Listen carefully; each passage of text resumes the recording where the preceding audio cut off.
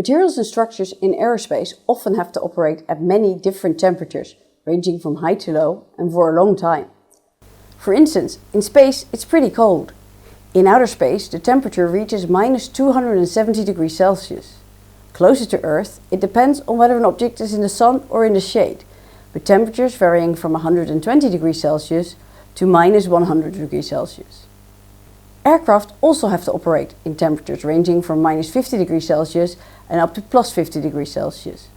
If we take a look at component level, in an aircraft engine, extremely high temperatures can also be endured, reaching up to 1400 degrees Celsius. Finally, when space vehicles re-enter the Earth's atmosphere, the highest temperatures are reached. The Space Shuttle endured temperatures of about 1650 degrees Celsius. This means that selecting or designing the right structures and materials for the job is essential in order for aircraft and spacecraft to operate.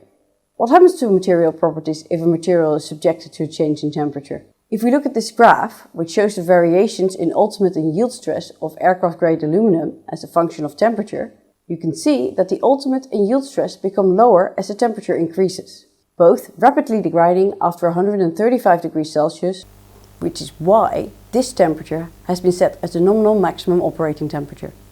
Also, parameters such as elasticity and elongation are dependent on temperature for metals.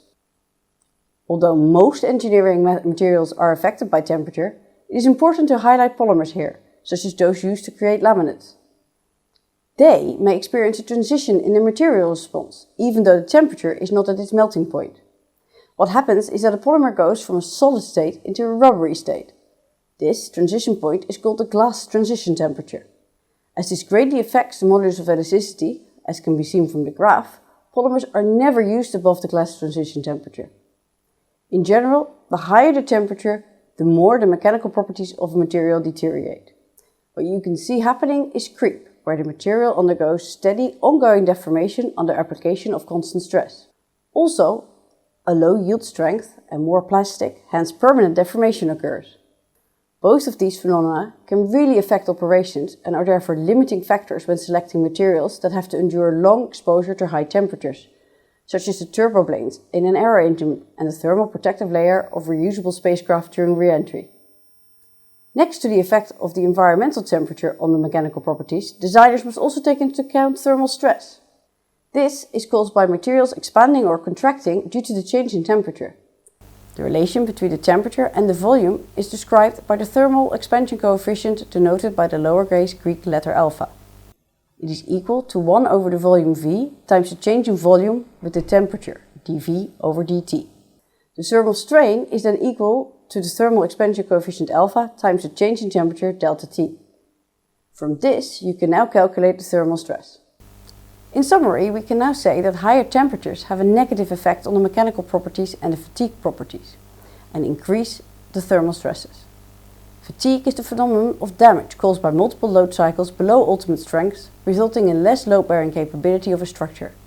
Think of a paperclip that you fold and unfold. Vice versa, at low temperatures, the mechanical properties improve, as do the fatigue properties, as can be seen in the graph. Also, the resistance against plastic deformation goes up. As it is colder, many chemical reactions slow down or don't occur.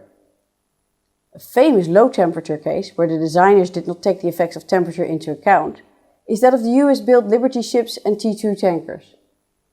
They were designed to provide reinforcements for the war efforts during World War II and were built in under 5 days. They broke into two while still in their dock.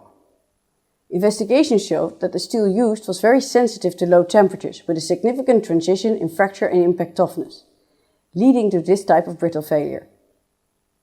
So in short, temperature affects material properties and can also result in thermal stress being present in the structure. Being aware of ambient and operating temperatures is therefore vital as a designer.